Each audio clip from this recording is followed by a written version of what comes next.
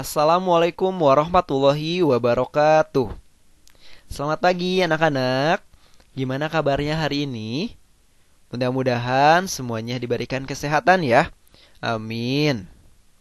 Alhamdulillah hari ini bertemu lagi dengan Bapak dalam pembelajaran matematika. Nah anak-anak, matematika hari ini materinya tentang pengukuran sudut.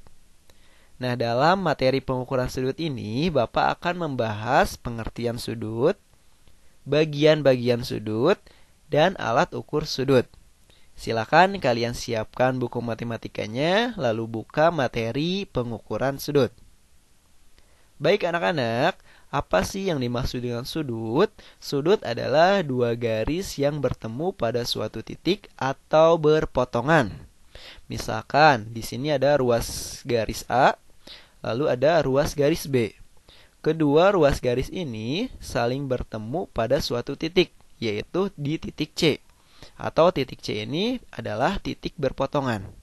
Artinya, dari kedua ruas garis ini membentuk yang namanya sudut. Titik C itu disebutnya titik sudut. Contoh berikutnya, ruas garis pertama dan ruas garis kedua. Kedua ruas garis ini saling bertemu pada suatu titik. Di sini ada titik sudutnya, artinya kedua ruas garis ini membentuk sudut. Contoh yang ketiga, ruas garis pertama dan ruas garis kedua.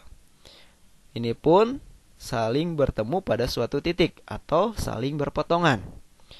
Di sini ada titik sudutnya, ya ada 4 ya. 1, 2, 3, 4. Artinya dari kedua ruas garis ini membentuk sudut. Berikutnya, ruas garis B dan ruas garis H. Kedua ruas garis ini tidak saling bertemu pada suatu titik atau tidak saling berpotongan. Artinya, kedua ruas garis ini tidak membentuk sudut. Berikutnya, garis pertama dan garis kedua. Ini pun sama, tidak saling bertemu ya, dan tidak saling berpotongan. Artinya, kedua ruas garis ini tidak membentuk sudut. Nah, inilah anak-anak pengertian dari sudut dan contoh dari garis yang membentuk sudut dan tidak membentuk sudut. Baik, kita lanjutkan ke bagian-bagian sudut. Bisa kalian lihat di sini ada ruas garis AC dan ruas garis AB. Ruas garis AC dan garis AB berpotongan di titik A. Nah, di sini adalah titik A ya. Nah, titik A ini disebutnya titik sudut ya. Ingat ya, titik A ini disebutnya titik sudut. Kemudian, dua garis ini disebutnya kaki sudut. Lalu ada daerah yang dibatasi oleh kedua garis tersebut. Disebutnya yaitu daerah sudut.